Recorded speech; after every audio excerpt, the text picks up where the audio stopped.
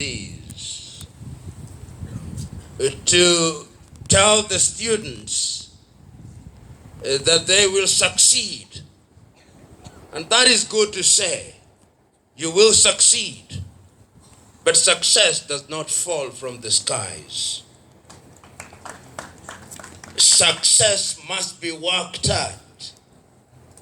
It is also important that we live in a country and in a continent where success is equated with passing examinations. I do not think so. I think success is a lot more than that.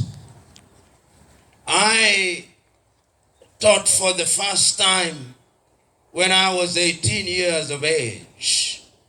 And I remember that I taught as a Form 4 graduate. In those early days, we were told that the only thing that signified success was when one scored 36 points. And there is nothing wrong with scoring 36 points. But I want to confirm to you that I've known men and women who in their CPE scored 36 points, but they are not successes. Subsequently, I've taught Form 1 through to Form 6. I've been a dean at a faculty of law, and until very recently in the month of March, I led the Kenya School of Law, training young lawyers. So what is success?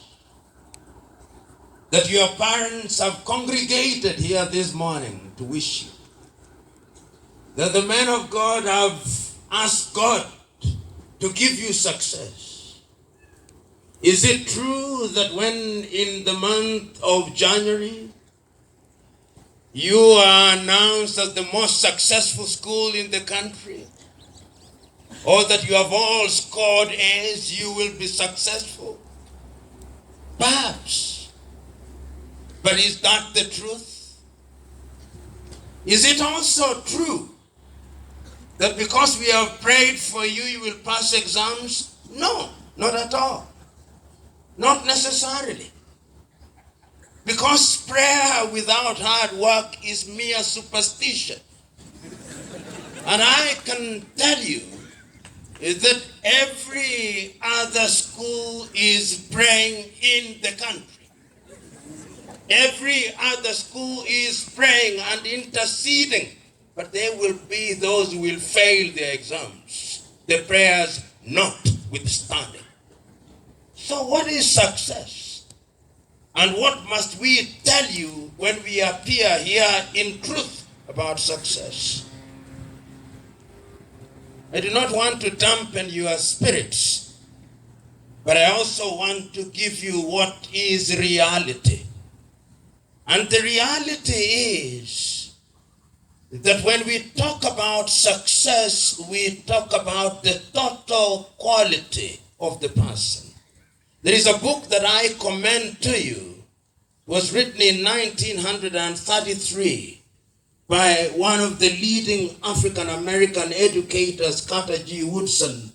The book is entitled Miseducation of the Negro.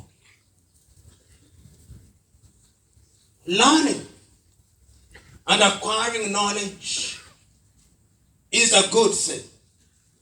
Experience has demonstrated time without number that men and women who but for education would have languished in sorrow and lamentation had doors opened unto them, and that they can now dine, in a manner of speaking, with kings, queens, and other men of intellect.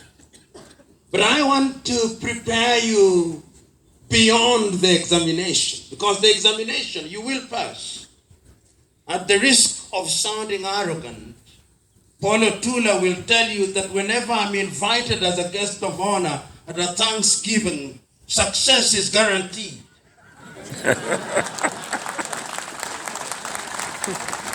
So there is a sense in which you will pass unless you insist. Because there are also students who insist on failing, despite all our attempts to the contrary.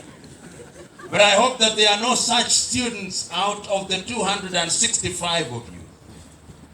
But I want to remain on the spiritual trajectory that was established by the bishop. And to remain on that trajectory, I want to make reference to two verses in the Bible, perhaps two books in the Bible.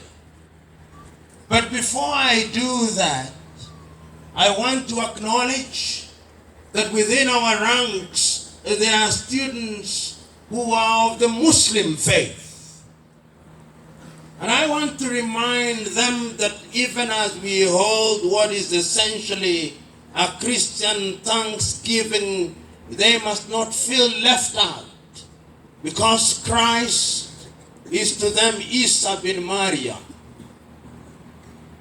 in whom you must believe if you are to be a true Muslim. But I also want them to go back as they read the Quran, and they will discover that the success that we have talked about here with reference to the Bible is recognized in the Quran. I want you to go and read Al-Baqarah at verse 5 and 105, and you will discover that that success is talked about. I also want you to read Al-Imran at verses 104 and 200, and you will discover that success is recognized in the Holy Quran. So do not feel left out, because Isa bin Maryam is known unto your religion and mentioned many more times than the Prophet Muhammad, peace be upon him. The verses that I want to refer to in the Bible are to be found in the book of Matthew. It is a story that we all know about. The story when Christ curses the fig tree. And the story is told that he passed along the road and he saw this fig tree and it bore no fruits, and he cursed it. That is in verse number 18. And in verse number 19 through to 20 we are told that his disciples then wondered what kind of a man this was. And in verse number 21, which is my point of reference, he said, even you, if you believe, you can tell this mountain to move and it shall move. The question that I'm posing to you, do you truly believe that you'll pass your examination?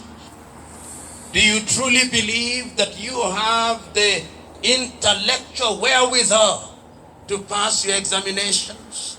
If you do, then let it be done. But there is another verse which I thought that the bishop would have used in talking about your success, and I'm very happy that you did not, because then I would have had nothing to say. This is the story that is very well known to us. The story that is recorded in the book of Daniel. And I want you to read through chapter 1, skip chapter 2, and go into the 3rd chapter. I'll retell the story briefly, if only to lay a foundation for what it is that I want to share with you young men. We are told that in the 3rd year of King Joachim, the Babylonians captured Judea, and that Nebuchadnezzar became the king, and that he asked one of his chief eunuchs, Ashpenaz, and he asked him to go into the house of Judah and select from within their ranks intelligent young men who had knowledge in all the arts and in all the science.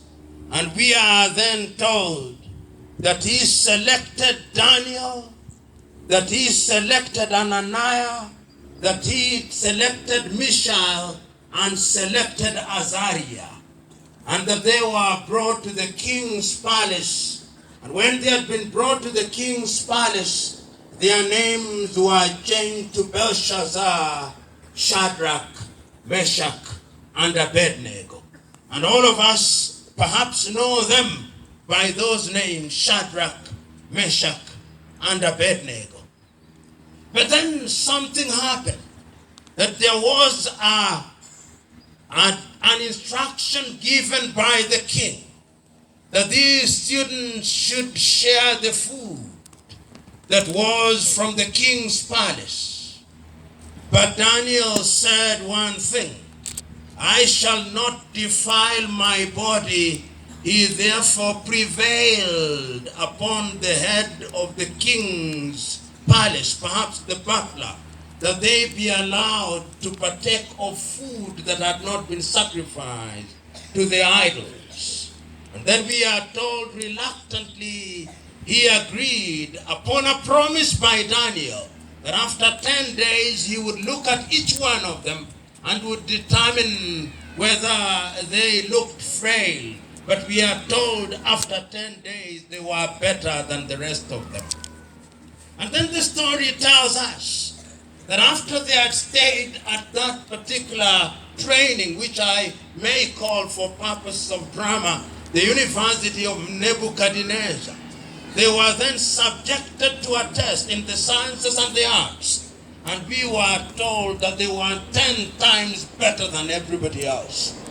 Assuming that this is the University of Nebuchadnezzar, and that you too have been subjected to the training that is necessary and required, my appeal to you is that you must remember that the only guarantor for success is hard work.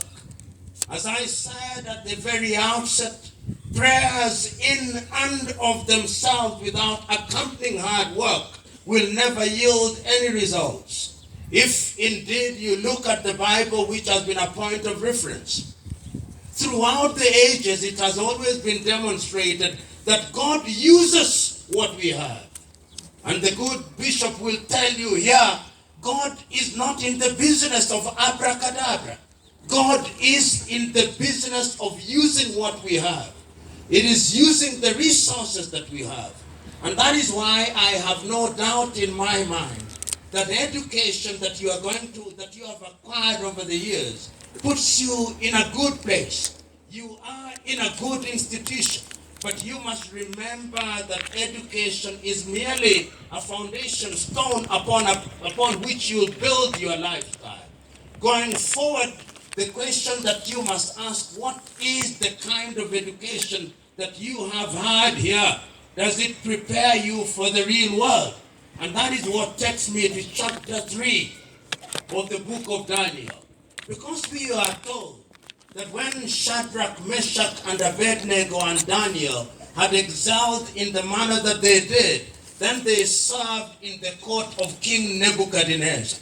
But there are people who did not like it, and they prevailed upon Nebuchadnezzar to erect in that land of the Chaldees a statue which we are told was 90 cubits tall and 90 cubits wide. And we are told that people were required to worship that statue, including Shadrach, Meshach, and Abednego. But they refused. And the king summoned them and told them that if you do not worship this idol, we will subject you to fire. And we are told that the fire was burned 7 times over. And that when they had been bound and the strong men threw them into the fire, they themselves were consumed without getting into the fire. But after a while, the story tells us that Nebuchadnezzar looked at the fire and he saw the men who were bound walking freely. And in their midst there was a fourth man. And the Bible records that he looked like the son of the gods. And he went and called unto them, Shadrach, Meshach, and Abednego, come forth. And the Bible tells us that he set them apart and said that their God was God. Today, we are setting you into the fire and furnace of examination. The question is, will you emerge? Will the Kenya National Examination Council call you out and say, overcomers, come forth? Or you shall be consumed by the fire of examination, so that we'll write your academic obituaries. Will we celebrate you? When I look at your faces, I have no doubt that we shall celebrate you. Because there is nothing that succeeds like success. And you have in your chief principal, Mr. Paul Otula, a man whom success follows like a tail. And I can guarantee you that he has brought success, and that the recipe for success is leadership and young men and women who are prepared and dedicated to hard work. I have no doubt in my mind that you will succeed. But I want to conclude with a story which I'm now in the habit of giving everywhere I go, particularly to young people, because it tells the story that I want to tell. As you study, there are many distractions. There are things that compete for your attention. But as was said, is it by the chair of the PTA, as is recorded in the book of Ecclesiastes, there is a time for everything. This is the time to read. This is the time to prepare for the future. As they say in Kiswahili, safari ya Ijumaa utayarishwa Alhamis. This is your Alhamisi, jitayarisheni kwa safari ya Ijumaa. And I have no doubt that you will succeed. But this is the story that I want to tell. It is a story that I'm repeating for a man that I respect, and I had the privilege of working with shortly on a particular matter, the former president of Tanzania, Mwalimu Julius Kambarage Nyerere. Just this morning, somebody sent me a message that he gave in 1995, and he said in Kiswahili, hakuna umaskini mbaya kama umaskini wa kukosa fikira na adabu.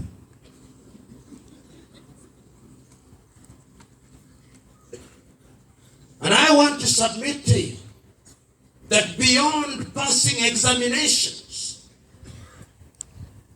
you must also be disciplined.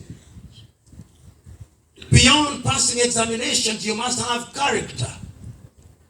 Beyond passing examination, you must have humility. Beyond passing examinations, you must have compassion. Because there is no dangerous human being than an educated fool who has gone to school and is not humble. True education must make you humble. Those of you who are students of history will remember in Greek mythology it is said that Socrates was the wisest man of all. And he said that the reason why he's said to have been the wisest man of all is that one of the gods of Greek, the oracle of Apollo, wanted to know who was wisest in Greece, and he sent out the oracle to walk through Greece. And he met many great men, Sophocles, Aristophanes, and they all said they were great. But when they went to Socrates, when Socrates was asked, what do you know? He said, the only thing that I know is that I know nothing. And for that declaration, the oracle said he was the wisest man that ever lived in Greece. Do you know anything, you young men? The day you discover that you know nothing, that is the day that you become wise. Because the more you know, the more you discover that you do not know. And I commend to you, go and get all those A's. But always remember one thing. The true test of real learning is humility. That is the true test. If you are humble, you will be great. But let me conclude with my story, which will be told in Kiswahili. Mnaelewa Kiswahili vizuri? Nizungumze Kiswahili. Sasa hadithi hii si hadithi yangu. Hadithi hii inaisimua kwa kuiazima kutoka kwa Mwalimu Nyerere. Na alichosema pia naye amesema aliazima kutoka katika kabila lake, wazee wa jaji. Anasema ya kwamba katika kijiji chao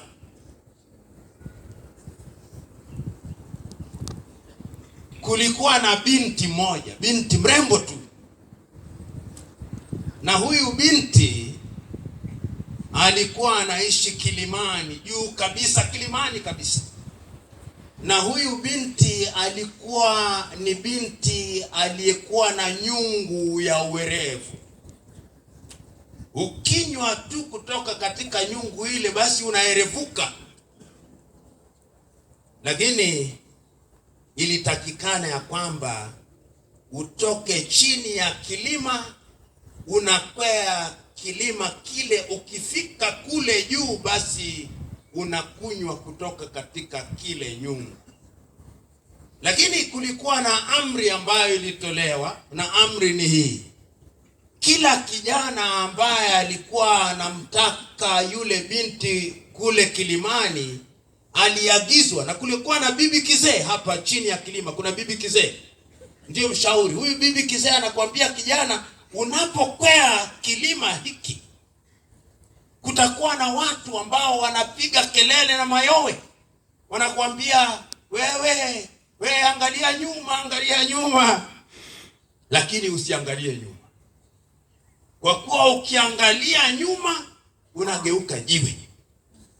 Basi vijana wakaja, school captain wenu akaja, akaanza kwenda, anakwea mlima, anapigiwa kelele, we utafika. Akaangalia nyuma, akawa jiwe. Wengi tu vijana wakaja, wengi tu wanakwea mlima, wanapigiwa mayowe. Basi wengi tu, kukawa na mawe mengi kabisa. Basi kijana mmoja hodari akaja. Kijana yule anapokwea kilima, yule dada, huyu mama kizee ajuza kwa Kiswahili, akamwambia, sasa nakuhurumia sana kijana, kwa kuwa kuna vijana wengi tu wamekuja hapa, nikawaagiza wasikwee mlima, hawakunisikiza, wakapigiwa mayowe. Ndiyo mawe haya mnayaona hapa. Kijana huyo alikuwa anaitwa Sunshine. Basi kijana akasema, mama, yule binti mimi lazima nifike kule kilimani ninywe kutoka katika nyungu hii, ili niwe mwerevu, ili nipevuke. Kijana akaanza kukwea mlima, akakwea mlima, wanampigia mayowe, lakini hatimaye akafika kileleni, akachukua nyungu, akakinywa, akawa mwerevu mno. Akaambiwa, na sasa tunaomba uulize kitu kimoja tu. Akasema, hebu waregeshee uhai hawa waliogeuka mawe. Akachukua kile nyungu, akawanyunyizia, wakageuka, wakawa watu, lakini wakampata yule kijana yuko kule kileleni. Ndivyo mtakavyokuwa mwezi wa Januari mwaka kesho. Mtakuwa kule kileleni baada ya kunyweshwa katika nyungu hii.